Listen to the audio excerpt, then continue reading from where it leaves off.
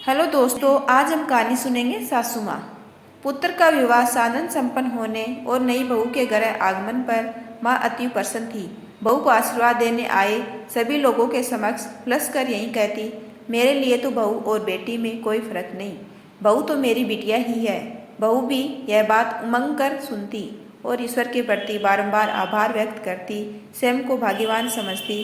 कुछ दिन बाद माँ ने वर्षों से घरेलू कार्यों हेतु रखे गए दो नौकरों को कार्य मुक्त करते हुए तर्क दिया, अब घर में बहू आ ही गई है, तुम लोगों की कोई जरूरत नहीं। बहू विस्मित थी। फिर एक दिन माँ ने बहू को दिए सभी आभूषण यह कहते हुए वापस ले लिए कि तुम अब दुल्हन नहीं बहू हो, और बहू को सादगी ही शोभा देती है।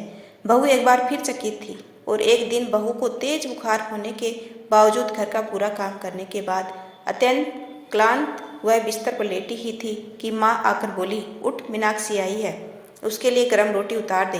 बहू ने आज पहली बार विनम्रता पूर्वक इनकार करते हुए कहा, माँ, आज तुम्हारी इस बेटी का स्वास्थ्य ठीक नहीं है, भोजन में अधिक ही बनाया है, मीनाक्षी दीदी भी बड़े आराम से खा लेगी। लेकिन माँ गर्म रोटी की जिद पर अड़ी रही।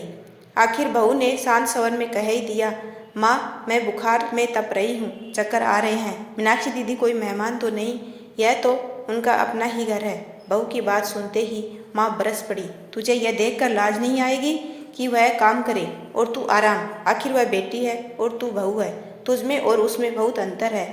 इस बार बहू विस्मित चकित नहीं थी, क्योंकि वह समझ चुकी थी कि माँ अब माँ से आगे बढ़कर सासू माँ बन गई है। ऐसे ही वीडियो देखने के लिए चैनल को सब्सक्राइब कीजिए। Thanks for watching.